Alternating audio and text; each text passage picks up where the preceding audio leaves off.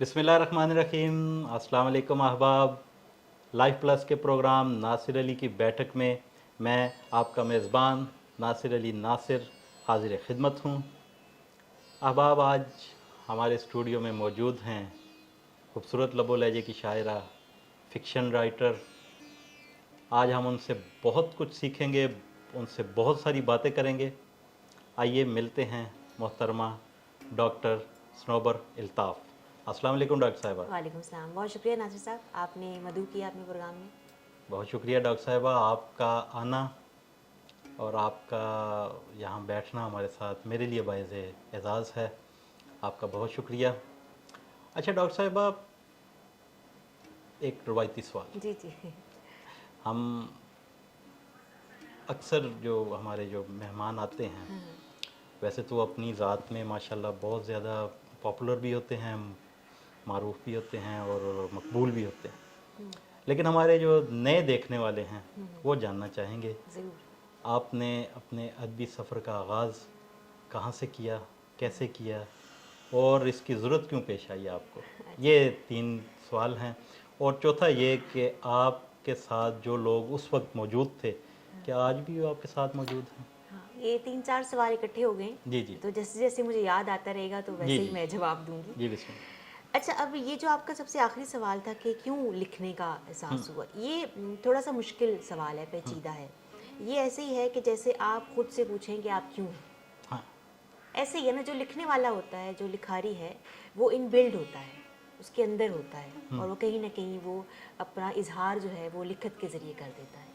तो ये कहना कि लिखत के साथ क्यों मैं इन्वॉल्व हुई या उसमें शामिल हुई, इसका जवाब देना मुश्किल है। लेकिन ये ज़रूर है कि जिस दौर में मैं बड़ी हो रही थी, वो दौर ज़ाहिर है कि मोबाइल फ़ोन्स का था नहीं, ना केबल का वगैरह था। तो उस ज़माने में मेरी फ़ैमिली में लोग पढ़ने की तरफ ज़्यादा राग़िब थे। मेरे बहन भाई पढ़ते थे किताबें, मेरी बहन मेरा भाई शायरी करते थे। तो शायद उनके ज़रिए से मुझे ये अंदाज़ा हो गया था कि अच्छा, ये लिखना जो है, ये इसके ज़रिए से इजहार जो है, ये बड़ा ही कोई दिलचस्प काम है। और ज़ाहिर कोई और एक्टिविटी होती नहीं थी, तो ज़ाहिर इसमें ज़्यादा मज़ा आने लगा। तो लिखना और लिखने का एहसास मुझे लगता है कि कहीं मेरे बचपन में मेरे इन बिल्ड मौजूद है। जहाँ तक बाकायदा लिखने की बात है, मैंने अपने बीए में और एमए के दौरान बाकायदा लिखना शुरू किया। मैंने इस्लामिक यूनिवर्सिटी से ही एमए किया है। वाह। तो उस दौर में हमारे साथ होती थी डॉक्टर हुमैरा इशफाक, मेरी उस्ताद रही हैं, डॉक्टर रविश नदीम रहे हैं। वाह वाह। तो मेरी खुशकिस्मती है कि ये इब्तदाई तौर पे ये लोग ऐसे थे जिन्होंने हमेशा मुझे इनकरेज किया, और मेरी इब्तदाई चीज़ें इन्हीं लोगों ने पढ़ी हैं। वाह। तो मैं इनकी एहसानमंद हूँ कि हमेशा मुझे ये एहसास दिलाया गया कि मैं लिख सकती हूँ और मैं अच्छा लिख रही हूँ। तो लिखने का आगाज़ जो है वो इसी तरह से हुआ। पहले मैंने अफ़साना लिखना शुरू किया, अफ़साने ही मैंने शुरू में लिखे। बाद में मैंने अपने पीएचडी के दौरान नज़में लिखना शुरू की। वो नज़में मेरे साथ एक और अच्छी एक लक कहीं मेरी ये हुई कि वो उन्हीं दिनों में तस्तीर जो रिसाला है उसका दोबारा से उसका इजरा, नसीर अहमद नासिर जी जी, साहब। नसीर अहमद नासिर साहब जी। का, उसका इजरा होना शुरू हुआ। वाह। तो उसके बाद मुसलसल मेरी नज़में जो हैं तस्तीर में छपती रहीं, लोग पढ़ते रहे। और ज़ाहिर है कि जब चीज़ छपने लगती है आपकी तहरीर, तो आप जो है वो मोटिवेट हो जाते हैं और आपको लगता है कि अच्छा, कि मैं लिख सकता हूँ या मैं अच्छा कर रहा हूँ। वाह। तो वहाँ से एक सिलसिला नज़्म लिखने का जो है वो शुरू हो गया। और जहाँ तक साथ लिखने वालों की बात है, तो बहुत कम मैं रही हूँ हल्के वगैरह में, या जो एक ख़ास ग्रुप होता है उसमें तो कम ही मेरा आना जाना रहा है। लेकिन ये है कि कुछ लोगों से मेरी एक कहते हैं ना आप, जिससे आप एक इन्फ्लुएंस लेते हैं, असर लेते हैं, आपको हौसला मिलता है। तो वो ज़ाहिर है कि अब सोशल मीडिया का दौर है, आपको मोबाइल पर, फेसबुक पर लोगों की लिखत जो है वो मिलती रहती है। तो उसमें कुछ मेरे मौसर नज़्म निगार थे, उनसे उनकी नज़में पढ़ी तो मुझे अच्छा लगा। उनको मैं कॉपी करने की या उन जैसा लिखने की मैं कोशिशों में रही। उसमें कुछ नाम। हाँ, जैसे रविश नदीम साहब हैं, अनवार फितरत की नज़में मुझे बहुत अच्छी वाह लगती हैं। वाह। नसीर अहमद नासिर साहब को पढ़ा मैंने। फिर इस तरह अगर हमारी जो सारा शगुफ्ता जो हैं, उनकी नज़में मुझे बहुत अच्छी लगती रहीं। फ़हमीदा रियाज़ मुझे बहुत अच्छी लगती रहीं। तो ये जो है, एक होता है कि आप जिस्मानी तौर पर किसी के कुर्ब में रहें और उससे सीखें, और कुछ हमारे सीनियर्स ऐसे होते हैं जिनकी किताबें हमें ये पैगाम पहुंचा रही होती हैं, सिखा रही होती हैं। तो किताबों के ज़रिए से भी और कुछ लोगों के ज़रिए से भी। अच्छा, आपने माशाल्लाह डॉक्टर साहब का जिक्र किया नसीर अहमद नासिर साहब का, اور انوار فطرت صاحب کا، روش ندیم صاحب کا. تو نظم کی بات اگر ہو رہی ہے تو ڈاکٹر وحید احمد صاحب اور اختر عثمان صاحب، ان کے بارے میں آپ بالکل ایسے خاص طور پہ وحید احمد صاحب کا تو میں کہوں گی کہ ان کی نظم سے ہمیشہ ایک رہنمائی ملتی ہے، اور خاص طور پر جو ان کی نظم ہے خانہ بدوش، مجھے لگتا ہے کہ اس سے بڑی فیمنسٹ نظم اور کوئی نہیں ہو سکتی. اچھا واہ. اس میں خاص طور پہ جو اس خانہ بدوش خاتون کا حصہ ہے تو میں اکثر وہ پڑھتی رہتی ہوں اور میں اس کو انجوائے کرتی ہوں. تو ظاہر ہے کہ سارے ہمارے جو سینئر ہیں ان سے کچھ نہ کچھ سیکھنے کو ملتا رہتا ہے. کیا کہنا، بہت شکریہ. اچھا ڈاکٹر صاحبہ، آپ کا زیادہ تر کام جو ہے وہ تنقید کا، میں نے آپ کا کچھ چیزیں میں نے آپ کی دیکھی، صحیح. جیسے آپ کا پی ایچ ڈی کا تھیسز اور اس پہ جو آپ کا تنقید کا جو کام ہے ماشاءاللہ بہت.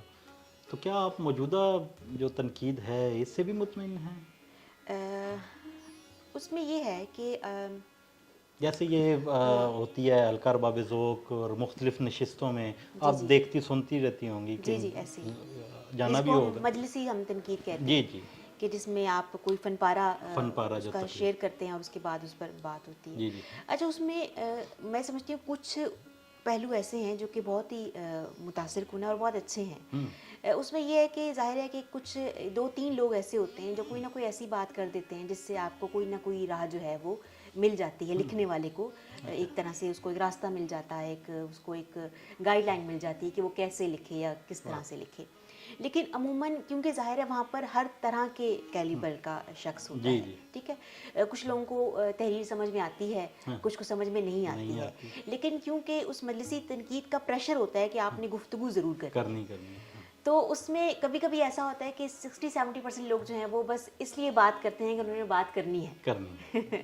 تو وہاں پر اگر ہم اس کو جنرلائز کریں کہ کتنا حصہ ایسا ہے جو کہ واقعی سپورٹ کرتا ہے آپ کو، تو وہ 20-30% جو ہے وہ ہوتا ہے جو کوئی 1-2 اگر اچھے لوگ آ جائیں تو وہ کوئی بڑی بات یا اہم بات کر دیتے ہیں. لیکن اس کے باوجود اس کا مطلب یہ نہیں ہے کہ میں اس کے خلاف ہوں یا یہ نہیں ہونی چاہیے، کیونکہ ایسی محفلیں ہی جو ہیں جو نئے لکھنے والوں کے لیے بہت بڑا سرمایہ ہے اور ان کے لیے ان کو مددگار ہوتی ہے.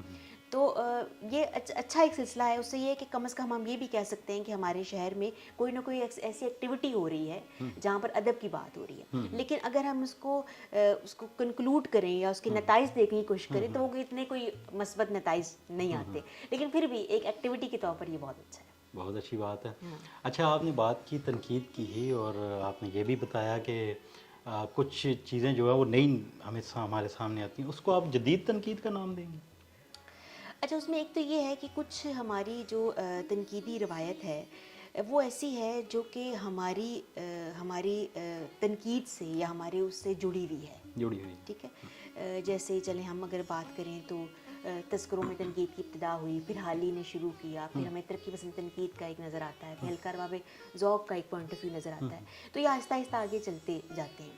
لیکن 20ویں صدی کے بعد اور 19ویں اس دور میں کچھ جدید جو تھیریز آئی ہیں تنقید کے حوالے سے، ان میں سے کچھ تو بڑی اہم رہیں اور انہوں نے بڑا ہی اچھا ایک کردار ادا کیا. لیکن ہم دیکھتے ہیں کہ بعد میں جب ان کا رجحان بہت بڑھ گیا اور ایک بھرمار آ گئی نا کہ اب یہ ساختیات آئی ہے تو پس ساختیات آ جائے گی، پھر اس کے بعد پس ساختیات بھی آ جائے گی، پھر جدیدیت آئی ہے تو بعد جدیدیت آ جائے گی. تو وہ جو ایک کیا کہنا چاہیے، ایک حملہ ہے کہنا چاہیے تھیریز کا، وہ کبھی کبھی ہمارے لیے جو ہے وہ مشکل ہو جاتا ہے.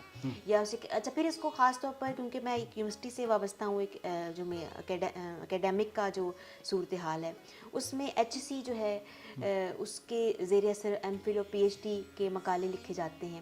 تو وہاں پر بھی تھیری جو ہے وہ بہت امپورٹنٹ ہو جاتی ہے. مطلب فرض کریں کہ اگر آپ نے اپنے تھیسس کے لیے احتشام حسین کی کوئی تھیری لگاتے ہیں، احتشام حسین اردو کے بڑے ناقدین میں سے، لیکن اس کی تنقید کی اتنی اہمیت نہیں ہے جتنے کسی انگلینڈ، امریکہ یا وہاں پر بیس کسی نقاد کی بات کی اہمیت ہے، چاہے وہ اپنے مفاہیم میں ایک جیسی ہی کیوں نہ ہو، ٹھیک ہے. تو اس میں یہ ہے کہ ہمیں اپنی جو تنقیدی روایت ہے، جو ہمارا جو فن پارے، ہماری جو لکھت ہے، اس سے دوری پیدا ہو جاتی ہے اور باہر کی جو تنقیدی تھیریز یا باہر کے جو خیالات ہیں وہ زیادہ پرومیننٹ ہو جاتے ہیں. بہت اچھی بات آپ نے کہی. اس کا مطلب یہ ہوا کہ آپ جدید تنقید سے مطمئن نہیں ہیں؟ کچھ حصوں سے، مطلب کچھ چیزیں ایسی ہیں جن کی بہت زیادہ اس کی بھرمار ہے، تو وہاں پر جو ہے وہ اسٹوڈنٹس بھی پریشان ہوتے ہیں اور ظاہر پڑھنے والے بھی پریشانی کا سامنا کرنا پڑتا ہے. बहुत अच्छी बात।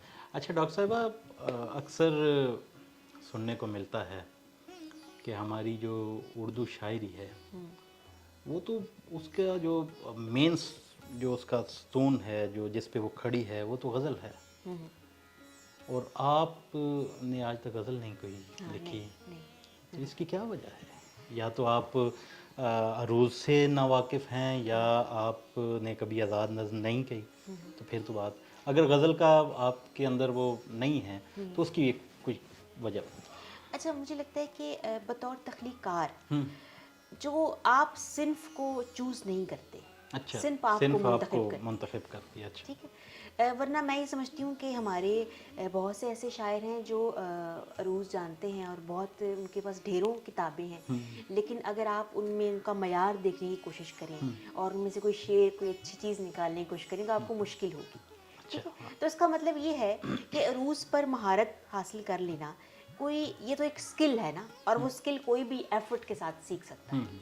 तो अगर आज मैं चाहूँ कि मैं इस पर बिल्कुल स्किलफुल हो जाऊँ, तो मुझे शायद कोई हफ्ता या कुछ महीना लगेगा कि मैं सारी वो जो है वो सब कुछ सीख जाऊँगी मीटर। लेकिन जैसे कि मैंने पहले कहा कि शायद नज़्म ने मुझे मुंतखब किया है, सिन्फ ने मुझे मुंतखब किया है। तो जो मैंने जो पहला सब कुछ, पहली तहरीर जो मेरी लिखी, जो मैं समझती हूँ वो नज़्म की सूरत में थी, और उसके बाद नस्ली जितने नज़्म। भी, हाँ जी, जितने भी ख़यालात आते रहे वो सब नज़्म की सूरत में ही आते रहे, और मुझे उससे तशफ़ी मिलती रही, मैं उसमें मुतमईन होती रही। तो ये वजह है कि मैंने किसी और शेरी सिंफ की तरफ मैंने उसकी तरफ रुजू नहीं किया।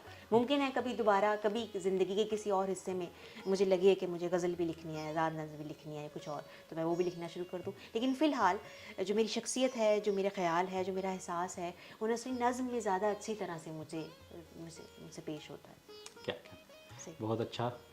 अच्छा डॉक्टर साहिबा, और कुछ अदबी इदारों के हवाले से मैं आपसे बात करना चाहूँगा।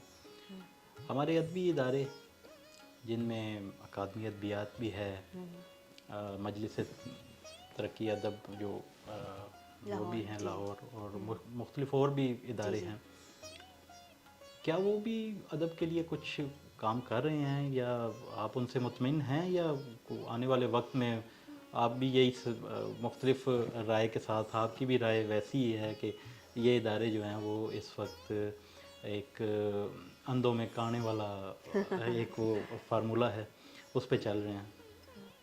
एक्चुअली हमारे यहाँ तमाम जो इदारे हैं उनकी सूरत हाल एक जैसी ही है। ये पंजाबी की कहावत है, अंधों में कान। जी जी, मैं जानती हूँ। और ये वो सूरत हाल कोई इतनी अंदोनाक ही है, कोई ऐसी वो बहुत अच्छी नहीं है। लेकिन मैं ये समझती हूँ कि एक शहर में एक दो इमारतों का ऐसा होना जिनमें लगे कि अच्छा ये अकादमी अदबियात है, ये मुक़द्दरा कौमी ज़बान है, और हम ये समझें कि चलें अगर कोई मसला होगा, कोई किताब चाहिए होगी, किसी शख्सियत से अगर मिलना है, तो ये इमारतें मौजूद हैं, यहाँ पर लोग हैं, स्टाफ है। तो ये ऐसी सूरत हाल में ये बहुत बड़ी बात है, ये बहुत बड़ी नेमत है।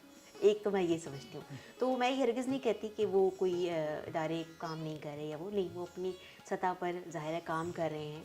मैं और आप जैसे लोग हमेशा वहाँ प्रोग्राम्स होते हैं, वहाँ अटेंड करते रहते हैं, वहाँ के हॉल्स को में जाते रहते हैं। तो ये कहना कि वहाँ वो कोई काम नहीं कर रही, ये तो गलत है। हाँ, जितना भी जो भी कोई निज़ाम है उसके बहुत से पहलू होते हैं, कुछ मस्बत होते हैं, कुछ मनफी होते हैं, कुछ ना कुछ छोटी छोटी चीज़ें ऐसी निकल आती हैं जो मुवाफिक नहीं लगती हैं। लेकिन अगर हम मजमूई तौर पे देखें तो मुझे लगता है कि वहाँ अच्छा काम हो रहा है और वो लोग काम करने की कोशिश कर रहे हैं, ठीक है।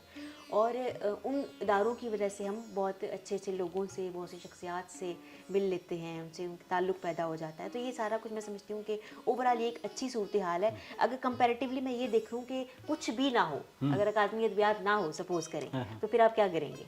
ठीक है, तो वो सूरत हाल ज़्यादा खौफनाक है। तो उनका होना जो है वो बड़ा अहम है। क्या खूबसूरती से आपने इस सवाल का जवाब दिया। मैं भी मुतमईन हो गया। अच्छा, ये अच्छी बात है। बहुत शुक्रिया। अच्छा, बात करते हैं सोशल मीडिया की।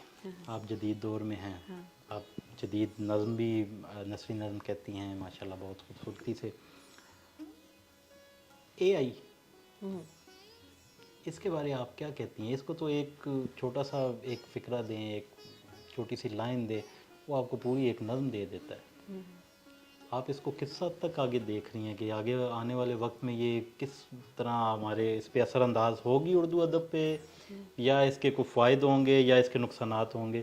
اس بارے آپ، کیونکہ آپ جدید دور میں ہیں، اس لیے یہ آپ سے یہ سوال۔ دیکھیں، وہ شخص جو لکھاری ہے نا اور جینون لکھاری ہے، اس کو تو اے آئی سے کوئی فرق نہیں پڑتا. وہ کل بھی خود لکھتا تھا، وہ آگے بھی خود ہی لکھتا رہے گا، اور اس کا جو ڈکشن ہے، اس کا جو انداز ہے، وہ یہ بتاتا رہے گا کہ یہ ایک پیور ہیومن لکھت ہے.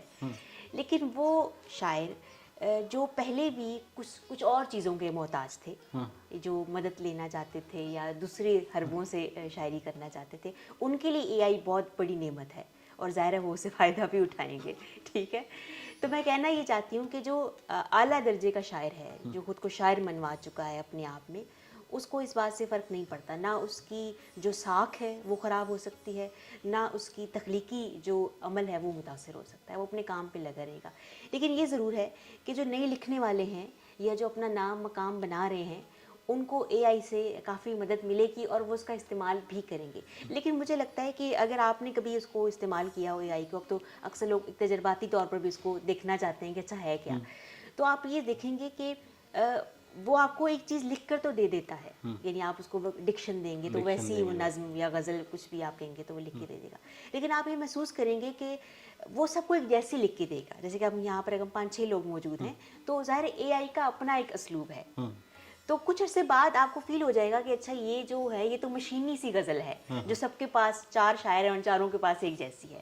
تو اس کے اندر جو ہیومن ٹچ ہے، جو ہیومن امیجنیشن ہے، اس کا جو احساس ہے، اس کی کمی موجود رہے گی. اور اگر آپ ذرے سے ذہین کاری ہیں تو یہ ویسے بھی ایسا سے پریکٹس ہوتی جائے گی تو لوگ پہچان بھی سکیں گے. تو آپ کو پتہ چل جائے گا کہ اچھا یہ جو ہے یہ ایک مشینی خیال ہے، جیسے کہ ایک مشینی ترجمہ ہوتا ہے اور ایک سلیم الرحمن کا یا شاہد حمید کا ترجمہ ہے. تو آپ اس میں فرق کر سکتے ہیں نا. تو اسی طرح سے جو اے آئی کا شاعر ہے اور جو اصیل شاعر ہے، اس کے درمیان بھی فرق جو ہے وہ کرنا ایسا مشکل نہیں ہو. بہت شکریہ، کیا خوبصورت بات آپ نے کی. مجھے ایک بات یاد آ گئی. ایک دفعہ ہم لوگ بیٹھے تو ہم نے اسی طرح یہ ایک سوال ہوا تو انہوں نے جواب دیا. انہوں نے کہا یار یہ اے آئی سے جو ہے وہ بہت سارے لوگ فائدہ بھی اٹھا رہے ہیں، بہت سارے نقصان بھی اٹھا رہے ہیں. تو میں نے انہیں یہ کہا، میں نے کہا جی آج کل کچھ سینئرز جو ہیں وہ بھی اے آئی کا کام کر رہے ہیں. اچھا، بالکل صحیح. تو آپ نے ایک بات سے بات ایک چلتی آئی تو آپ نے ایک بات کہی، اعلیٰ درجے کا شاعر. آپ اعلیٰ درجے کا شاعر اس وقت دور حاضر میں آپ کن لوگوں کو اعلیٰ درجے کا شاعر مانتی ہیں؟ اچھا، میں نہیں سمجھتی کہ میں اس پوزیشن میں ہوں کہ میں اس کو کیٹیگرائز کر سکوں، کہ میں خود بہت ابھی جونیئر ہوں. تو کسی کو یہ کہنا کہ یہ اعلیٰ ہے اور یہ اعلیٰ نہیں ہے، یہ میرے لیے ظاہر ہے یہ مناسب بھی نہیں ہے، ایک جونیئر شخص کے لیے مناسب نہیں ہے. ہاں، میں یہ ضرور کہہ سکتی ہوں، جیسے کہ میں نے پہلے بھی بتایا کہ کچھ میرے پسندیدہ شاعر ہیں. ٹھیک ہے، ایسے شاعر جو جن سے میں انسپریشن لیتی ہوں، جن کو پڑھ کے میں خوش ہوتی ہوں، تو وہ ایسے لوگ ضرور موجود ہیں. اور کچھ ایسے ہیں جو شاید جو مجھے اس طرح سے متاثر نہیں کرتے، لیکن کسی اور کو یقیناً کرتے ہوں گے، جن کا ڈکشن، جن کا خیال ان سے ملتا ہوگا. جیسے کہ میں نے نام لیا انوار فطرت کا، تو مجھے ان کی نظمیں بہت اچھی لگتی ہیں. ٹھیک ہے، اور میں ان کو روزانہ پڑھنا چاہتی ہوں کہ وہ مجھے اس طرح سے انسپائر کرتی ہیں کہ میرا دل چاہتا ہے لکھنے کا. ٹھیک ہے، اس طرح اگر ہم پیچھے چلے جائیں تو مجید امجد ہیں یا راشد ہیں یا فیض ہیں یا ایون اقبال کی کچھ شاعری ایسی ہے جو آپ کے رونگٹے کھڑے کر دیتی ہے. آپ کہتے ہیں کہ یار یہ کیسی بات کر دی. تو یہ ایسی ضرور ہو سکتا ہے، لیکن ظاہر ہے کہ میں کسی کو اس حوالے سے بھی جج نہیں کر سکتی. نہیں، بہت اچھی بات ہے. آپ ماشاء اللہ آپ نے بہت اچھا. اچھا، یہ دور حاضر میں ابھی اس وقت جو نظم نگار ہیں جو آپ کے سامنے ہیں، جن کو آپ پڑھتی ہیں، سنتی بھی ہیں، ان میں ڈاکٹر روش ندیم صاحب ہیں، سعید احمد صاحب ہیں، ماشاء اللہ بہت اچھا لکھتے ہیں، طویل نظم بھی ہے ان کی. ڈاکٹر ارشد معراج صاحب ہیں. جی. تو آپ ان جن کے نام میں نے بھی لیے اور ماشاء اللہ بہت اچھی نظم کہتے ہیں، آپ کے پسندیدہ کون سے؟ ہاں، یہ اب تیسری دفعہ ہو جائے گا کہ میں آپ کو بتاؤں گی. اس میں اگر میں معاصر کی بات کروں تو زاہد امروز مجھے بہت پسند ہے. ان کی کتابیں میں پڑھتی ہوں اور ان کی جو امیجری ہے، ان کا جو ڈکشن ہے وہ مجھے متاثر کرتی ہے. اس کے علاوہ اگر ہم خواتین میں دیکھیں تو فاخرہ بہت اچھی نظم لکھتی ہیں، فاخرہ نورین۔ ہاں میں دیکھتی ہوں کہ وہ اپنا اسلوب بنانے کی کوشش کرتی ہیں، ہر نظم میں ایک نیا اسلوب بنانے کی کوشش کرتی ہیں۔ ان کا جو ان کے جو احساس ہے، جو خیال ہے، وہ جب میں ان کی پچھلی نظموں کو دیکھتی ہوں اور اب میں دیکھتی ہوں تو مجھے لگتا ہے کہ اچھا کہیں نہ کہیں وہ بدل رہی ہے، تو مجھے یہ دیکھ کر مجھے اچھا لگتا ہے، میں اس کو انجوائے کرتی ہوں۔ واہ واہ واہ، تو یہ میرے مؤثر لوگ ہیں اور ان کو پڑھنا بہت اچھی اچھا بات لگتا ہے، ہے۔ بہت اچھی بات۔ آپ نے اسلوب کی بات کی، جی اسلوب کیا ہوتا ہے؟ بالکل ہوتا ہے۔ دیکھیں میں اور آپ اس وقت ابھی گفتگو کر رہے ہیں نا، تو ہم دونوں کی گفتگو کا انداز بھی مختلف ہے، تو وہ اسلوب بھی مختلف ہے، ہمارے بیٹھنے کا اسلوب بھی مختلف ہے، تو یہ کیسے ہو سکتا ہے کہ ایک شاعر کا اسلوب جو ہے وہ نہ ہو؟ ڈکشن اور اسلوب یہ باقاعدہ ہوتا ہے، لازمی ہوتا ہے۔ اور اس میں آپ یہ بھی سمجھ سکتی ہیں کہ بہت سارے شاعر ادیب ایسے ہیں، اکثر سننے کو بھی ملتا ہے کہ یہ صاحب اسلوب شاعر ہے۔ ہاں اب شاعر تو شاعر ہوتا ہے، اس میں اسلوب کا کیا کام؟ آپ کیا کہتی ہیں؟ یہ اسلوب جو ہے یہ بہت ضروری چیز ہے اور ضروری عنصر ہے اس حوالے سے؟ میں سمجھتی ہوں کہ یہ ضروری ہے۔ اچھا، اس کی وجہ یہ ہے کہ اب ہمارے یہاں بے شمار شاعر ہیں نا، بہت شاعر ہیں، آپ فیس بک چلے جائیں، جو بھی آپ کو ریکویسٹ آتی ہے وہ بعد میں شاعر ہی نکلتا ہے۔ تو اس میں اور ہر کوئی خاص طور پہ اگر ہم غزل کی بات کریں تو ایک خاص ڈکشن میں ہی لکھتا ہے، غزل کی ایک خاص ڈکشن ہے، اسی کو وہ برتتا ہے، اسی کو استعمال کرتا ہے۔ اب اگر کوئی شاعر اپنا نام، اپنا مقام یا اپنی پہچان بنانا چاہتا ہے تو اس کے لیے ضروری ہے کہ وہ اپنا نیا اسلوب وضع کرے۔ ہمارے یہاں بہت سے ایسے شاعر ہیں جنہوں نے کیا ہے، جیسے مجھے بھی یاد آ رہے ہیں، زاہد ڈار یاد آ رہے ہیں۔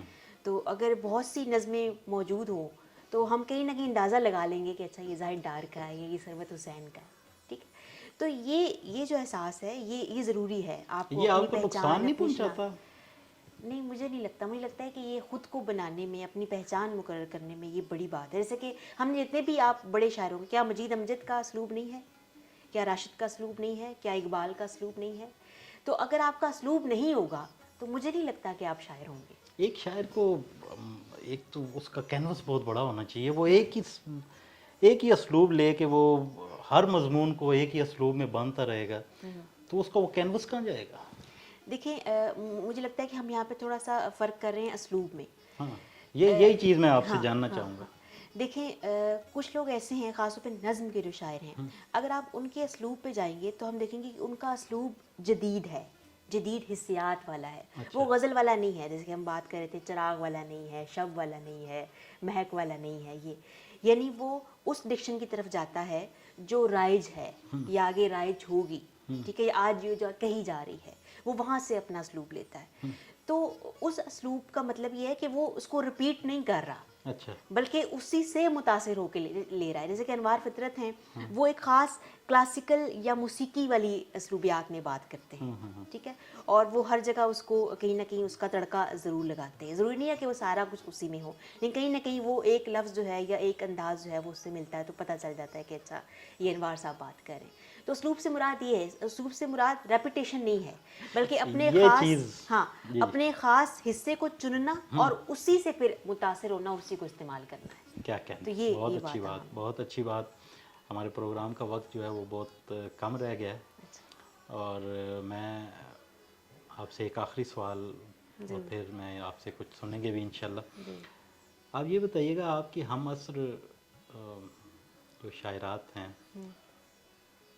یہ اس قدر قید کیوں ہے شاعرات کے ہونے کا اور ان کے سامنے آنے کا؟ یہ کیا وجہ ہے؟ آپ تو ماشاءاللہ اس کو اچھے طریقے سے دیکھ پاتی ہوں گی، کیونکہ اس وقت آپ کی نظر ہوگی اور نظم جو کہتی ہیں ان پہ بھی، غزل والی شاعرات پہ، تو یہ کیا وجہ ہے کہ ہم ڈھونڈنے نکلیں تو ہمیں ملتا ہی کچھ نہیں؟ اچھا، مجھے نہیں لگتا کہ کم ہے، اچھا، آپ کم لوگوں کو جانتے ہیں، اس کا مطلب یہ ہے۔ نہیں، مجھے لگتا ہے کہ نئی نسل میں بھی بہت سی بچیاں جو ہیں وہ لکھ رہی ہیں، غزل زیادہ لکھتی ہیں، ظاہر ہے کہ شاید نوجوان کو غزل زیادہ متاثر کرتے ہیں، تو لکھنے والے تو بہت لوگ ہیں۔ میں نظم کی بات، ہاں، نظم مجھے لگتا ہے نظم میں گلیمر کم ہے، اچھا، ہاں، اس میں فکر زیادہ ہے۔ دیکھیں آپ دیکھیں گے کہ عموماً مشاعرے جو ہیں وہ غزل کے مشاعرے ہوتے ہیں، اور جو شعر ہے اس میں داد بھی زیادہ ملتی ہے، ایک وہ مصرع پڑتا ہے تو وہاں سے شور بلند ہو جاتا ہے، تالیاں اور وہ شور ہنگامہ. لیکن نظم کیونکہ ایک تسلسل میں ہوتی ہے تو مشاعرے میں ایک تسلسل کے ساتھ ایک چیز پر توجہ کرنا بہت مشکل ہوتا ہے. ٹھیک ہے، ایک عنوان کے ساتھ ایک تسلسل رکھنا.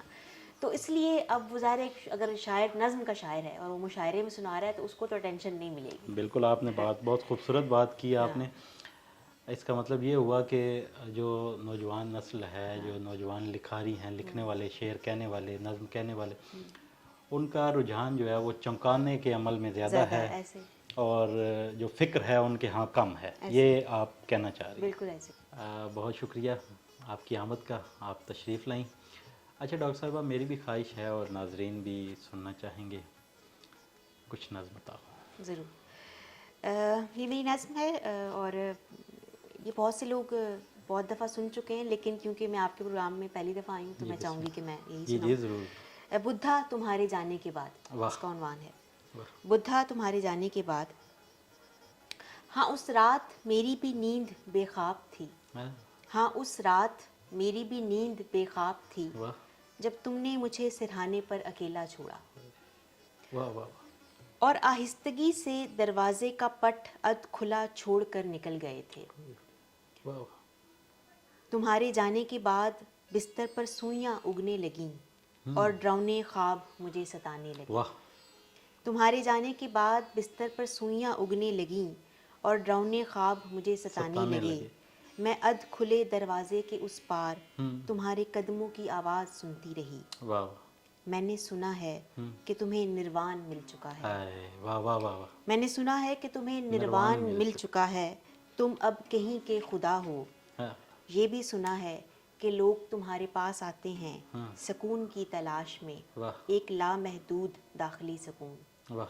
سدھارتھ تم انہیں کون سا سکون دیتے ہو، وہی جو تم نے مجھ سے چھینا. میرے سدھارتھ، میرے بدھا، او میرے خدا. واہ واہ واہ واہ، کیا کہنے. ایک اور نظم میں سنانا چاہوں گی. جی جی ضرور. اس نظم کا عنوان ہے بے جنم تعبیروں کا اسقاط. واہ. عورتیں طلوع ہوتی ہیں جکڑے جسموں کے ساتھ، عورتیں طلوع ہوتی ہیں جکڑے جسموں کے ساتھ گیلے بستروں سے. واہ واہ واہ واہ. عورتیں طلوع ہوتی ہیں جکڑے جسموں کے ساتھ گیلے بستروں سے، جب ان کے پیروں میں گڑی نوکدار کیلوں کی کھٹ کھٹ اندھیرے کو بے آرام کر دیتی ہے تو سورج کی روشنی چور کی طرح آتی ہے. واہ واہ واہ. تو سورج کی روشنی چور کی طرح آتی ہے مگر ان تک نہیں پہنچتی کہ ان کی آنکھوں پر مکڑی کے جالے تنے ہیں. واہ واہ. انہیں زندہ رہنے کے لیے تازہ ہوا کی بھی ضرورت نہیں کہ ان کے سینوں میں جنگلی بوٹیاں اگتی ہیں. واہ واہ واہ. وہ اپنے مقبروں میں سودا سلف کی پرچیوں پر اپنے کتبے لکھتے چونٹیوں کی طرح رات دن مصروف رہتی ہیں. کیا کہنے ہیں، کیا کہنے. وہ اپنے مقبروں میں سودا سلف کی پرچیوں پر اپنے کتبے لکھتے چونٹیوں کی طرح رات دن مصروف رہتی ہیں. ایک بیکار اور اذیت ناک مشقت میں جب ان کے دن کو دیمک چاٹ جاتی ہے وہ شام ہوتے ہی جوان ہونے لگتی ہیں. وہ شام ہوتے ہی جوان ہونے لگتی ہیں اور سورج ان کی کوکھ میں غروب ہو جاتا ہے. ہائے ہائے ہائے، کیا کہنے ہیں، کیا کہنے ہیں. بہت خوبصورت نظم، بہت خوبصورت انداز بیاں. بہت شکریہ. آپ کا ایک بار پھر بہت شکریہ. آپ لائف پلس کے اسٹوڈیو تشریف لائیں. آپ شاداب رہیں، شاد و شاداب. بہت شکریہ. جی ناظرین، آپ نے ڈاکٹر صنوبر الطاف، ان کی شاعری سنی، ان کی باتیں سنی. امید کرتا ہوں آپ کو بہت پسند آئی ہوں گی. ملتے ہیں نئے مہمان کے ساتھ، نئے سوالات کے ساتھ. تب تک کے لیے اپنے میزبان ناصر علی ناصر کو اجازت دیجیے. اللہ نے کے بعد.